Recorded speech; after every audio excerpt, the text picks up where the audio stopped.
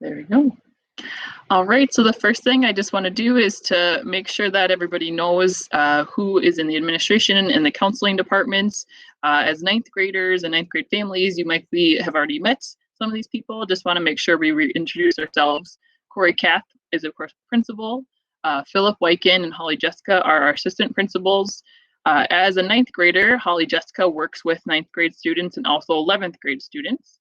Next year, as 10th grader, you'll be connecting with Philip Wyken if there's anything that you would like to talk to him about. And also he works with 12th graders as well. Mark Ochterkirk is our activities director. And then there's 4 counselors. Probably most families joining right now have Margot McKay as counselor for students with last names starting S through Z.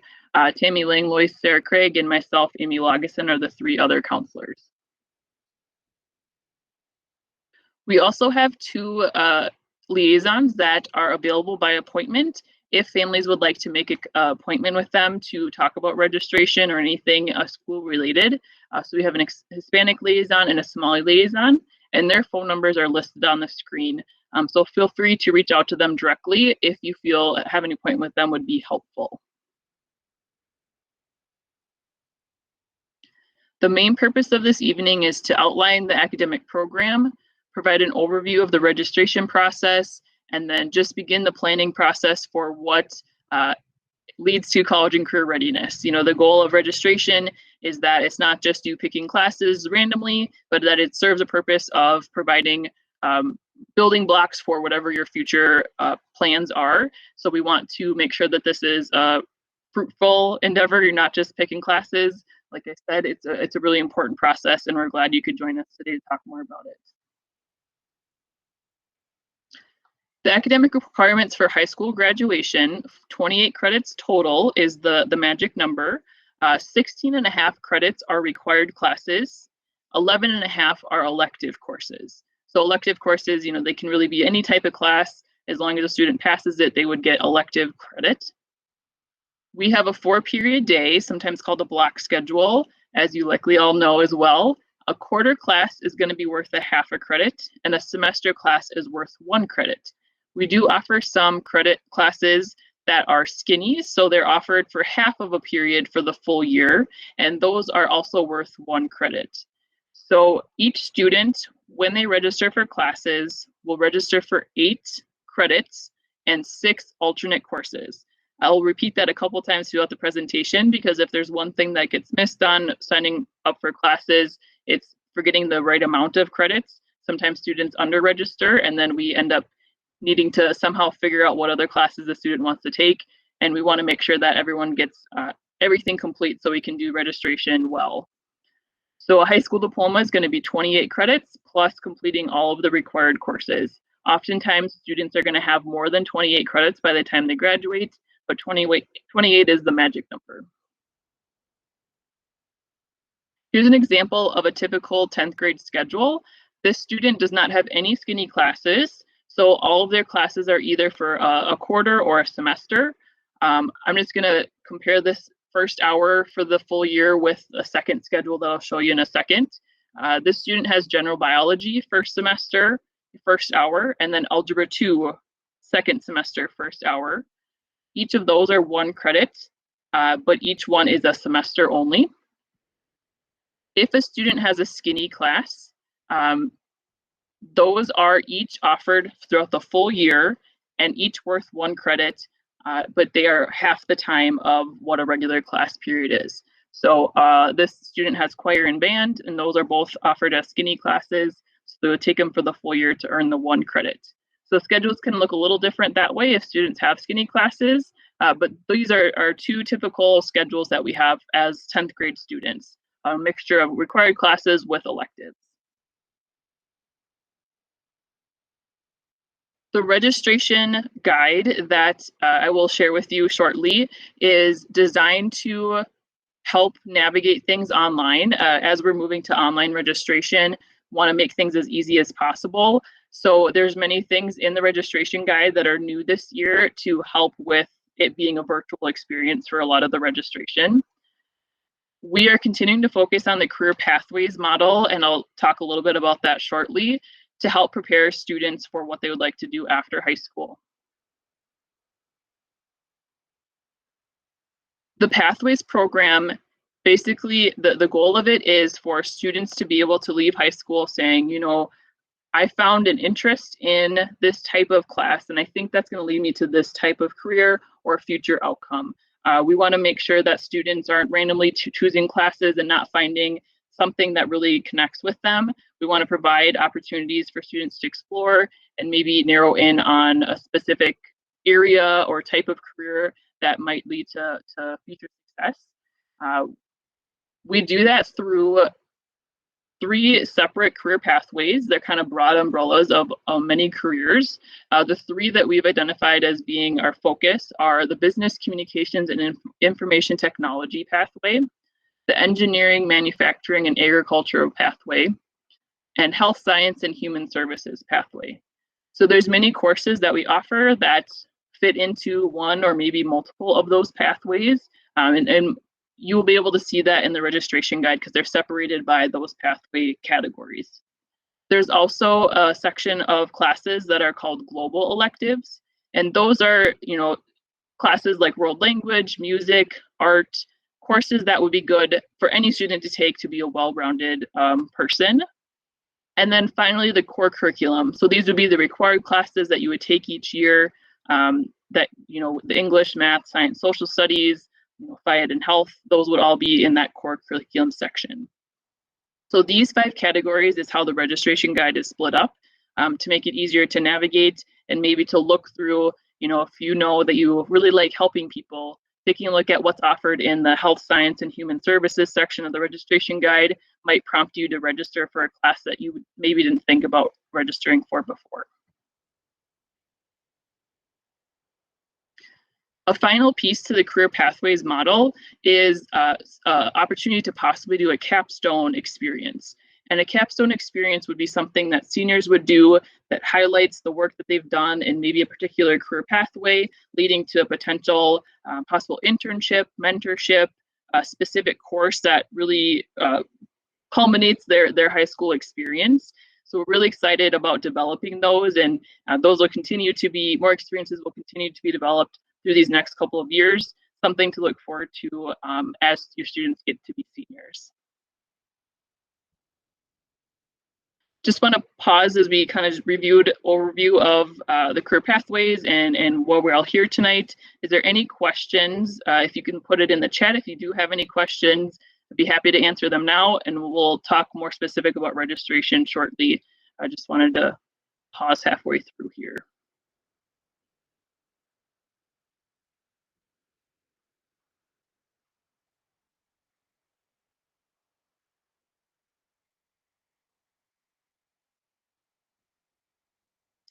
All right, so far no questions, that's great. I will keep moving along. The registration process is going to be happening in a couple steps over the next month or so. The main thing that is happening in classes, or I guess on Wednesdays virtually, are Compass meetings. So students met today as their first Compass meeting this school year with their advisor and did a brief overview video of what registration looks like, why it's important, and more information will be coming out in the next couple of meetings. Those will be held on the 17th and the 24th, and they'll continue to get more specific until students have narrowed down their class list and start brainstorming that process as well. Again, students are going to select required and elective courses, a total of 8 credits, in addition to 6 alternate courses. These 6 alternates could be any type of credit. They might be half a credit, they might be 1 credit. We just want to make sure we have enough options available if we're not able to make the top choices work, that we can fit an alternate course into the schedule. So those are important classes as well. By the 24th meeting in Compass, the goal would be to have the worksheet completed that highlights what classes you will be taking. I'll show you that worksheet shortly and a link for it as well. You'll be working on that, students will be working on that in their Compass classes these next 2 meetings. But the goal would be by the 24th to hopefully have a good idea of what you're putting down in that worksheet to prepare for registration.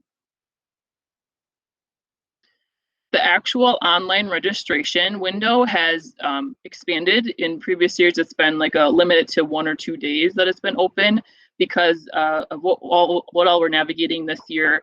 We have extended that, so it'll open starting February 22nd, and the last day to register will be March 4th. So that's plenty of time for families to be able to connect and have those conversations and complete the registration. If there is more questions that might come up, we also are providing virtual registration conferences if needed from 3 to 6 p.m. So families would be able to schedule an appointment with their Compass advisor and go through more specific things on March 4th if needed. If not, sometimes students are like, I'm ready to register, let's do this, February 22nd. It opens up, great, register, and you're all set. We want to make sure we're providing multiple chances for families and students to ask questions and get things answered.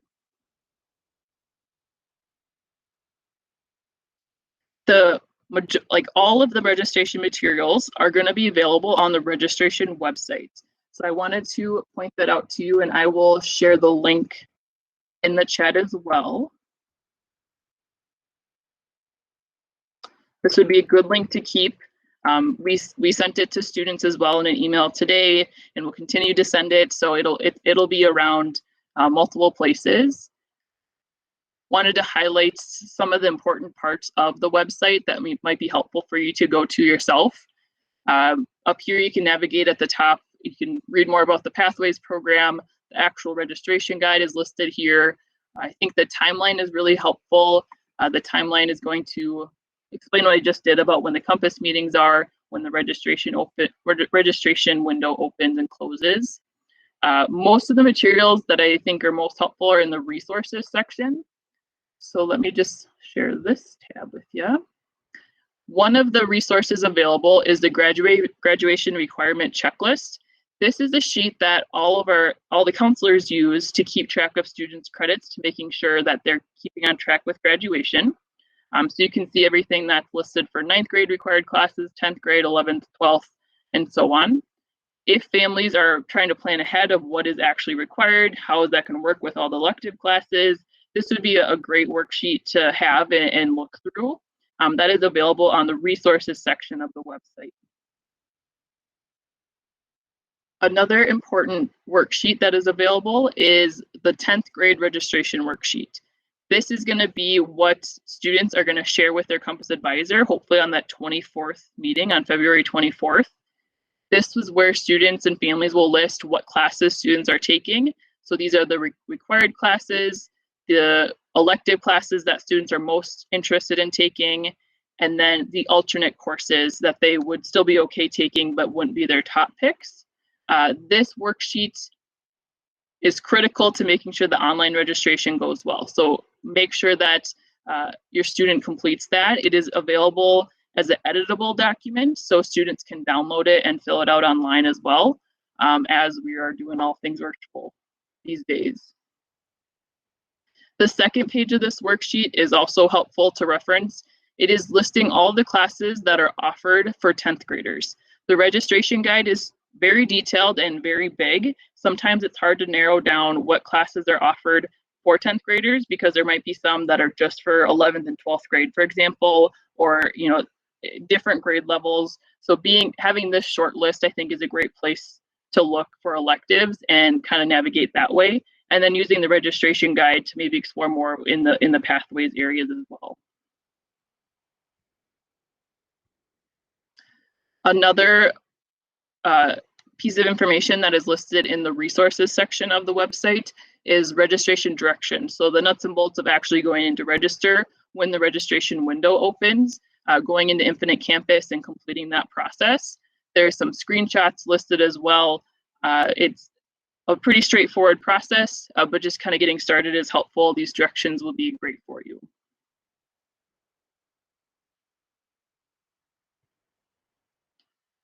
The final, most important resource is the actual registration guide.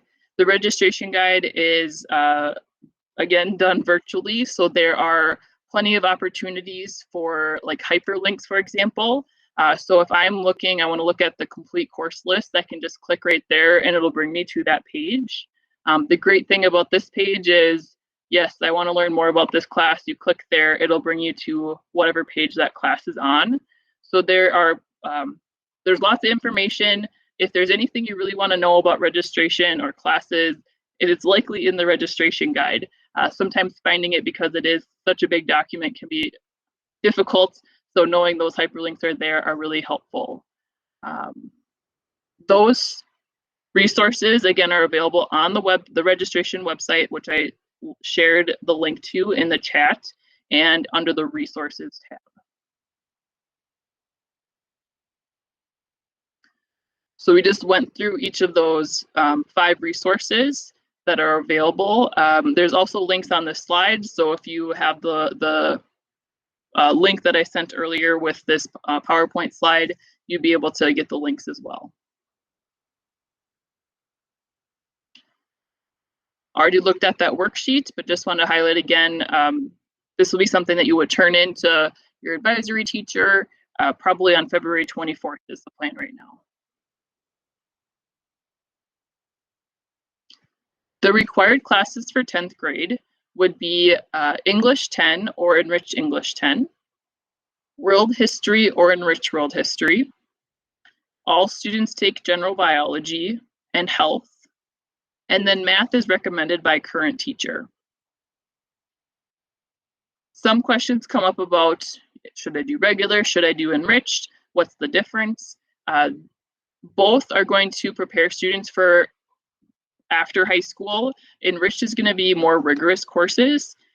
In the course description guide, in the core curriculum section, kind of towards the back, there is each subject or department lists their recommended class sequence. So if you're thinking about going into a career technical program, it'll list what English classes would be best for that type of program. Or if you're thinking about maybe going to a selective four-year college, it'll list the English classes that might be appropriate for that type of career pathway. And anything in between, you know, I think there's 3 levels of recommendations that you could use. I also think it's really helpful to connect with students' current teachers.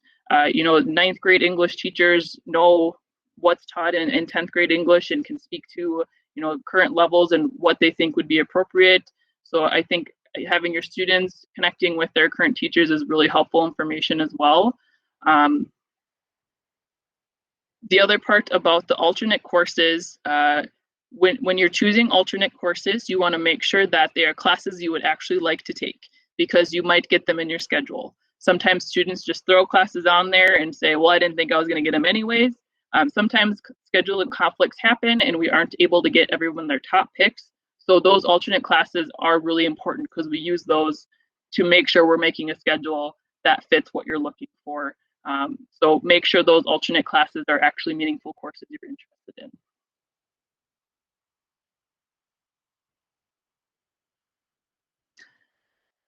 All electives are listed in the pathway that they best relate to. So again, those 3 main pathways, and then as well as the global electives and more of the world language, music, art area. So everything is alphabetical by pathway. So that's handy sheet in the registration guide that has a list of all the classes. Can sometimes be helpful if you're trying to find a very specific one, trying to figure out what pathway it is. Just click on the link in that on that sheet and it'll bounce to what you need to get to. There's icons in the registration guide that will help guide you. I will show you what those icons look like shortly. There's also some QR codes, which are codes that you can scan using your phone. And some courses have additional information provided. That might be an additional slide presentation or video. So take a look at those. Those are kind of cool to look at. And again, the core curriculum is all gathered together by area and then by grade level, listing what they would recommend depending on your after high school plans. And those can be found beginning on page 39 of the Reg Guide. The icons that I talked about, there would be 5 of them that you would see in the registration guide. The first one that you would see is a blue icon with pillars. Those are classes that you potentially earn college in the schools credit for. You will often see those in classes that are for 11th and 12th graders. So that will be something to kind of look forward to in future years. Number 2, the red icon is for classes that are arts requirement. So any classes that have that icon meet the art standard, you need to have 1 credit of art to graduate. So oftentimes that might be 1 skinny of a music class or 2 quarter classes of an art class. So things like drawing, computer graphics, art 1, 2, 3, any of those fit the art requirements. The 3rd and 4th symbols are also college level courses that could prepare you for getting college credit. CLEP and AP are 2 types of college level tests that students can take to earn credit. So if you see that icon, then that class might be a place where students could earn that type of credit. And then the 5th one is the Pro Start program, which is often our culinary arts classes to kind of start that, students interested in the food service industry, trying to get some credit for that in moving on in future years.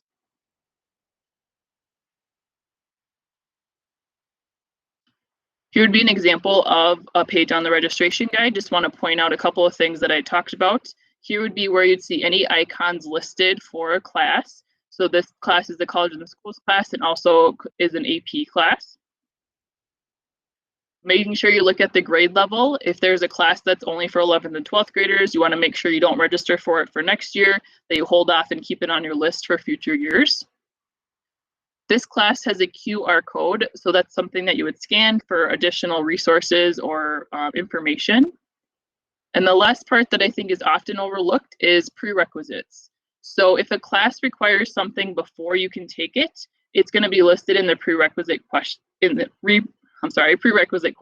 section. Computer Science 1 is a required class before you take AP Computer Science. So that's why it's listed right there. You want to make sure if there's a class that you really want to take and there's a prerequisite that you take care of that before getting into the class that you really want to. Otherwise, we won't be able to schedule you in that class.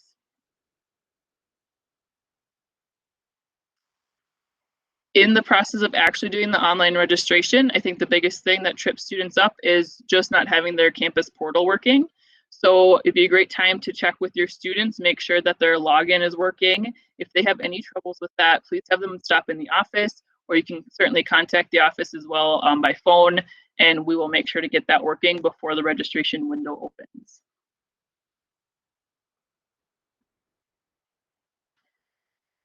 We want to make sure we're preparing students for whatever they want to do after high school.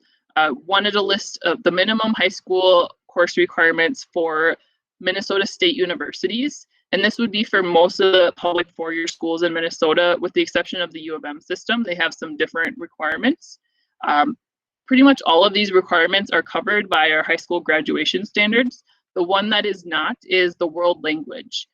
We do not require world language for high school graduation, but many colleges really want to see world language on high school transcript. So that's an important thing to keep in mind.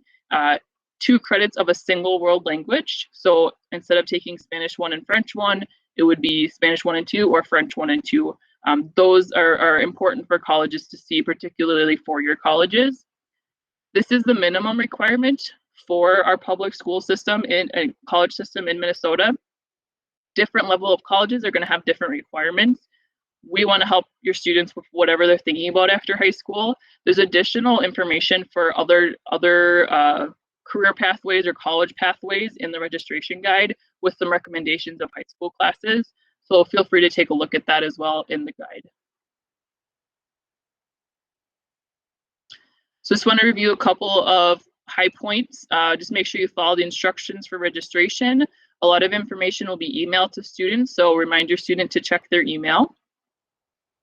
Making sure that students choose both the required, elective, and alternate courses, and that the grade level and prerequisites work for your student and have been met.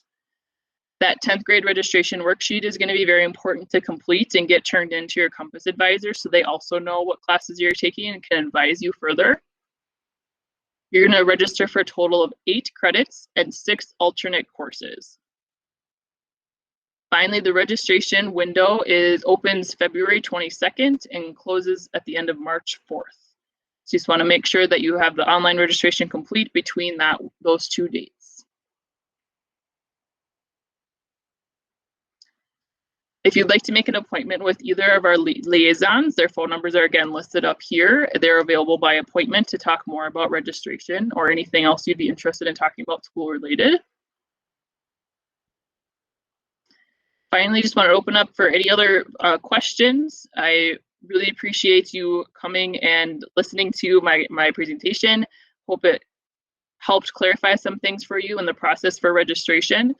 More things will come up, and feel free to reach out if there's some questions after you leave that you really would like to find out. If you have questions, feel free to put them in the chat. I'd be happy to answer. Otherwise, I really appreciate your time, and you are welcome to leave the meeting.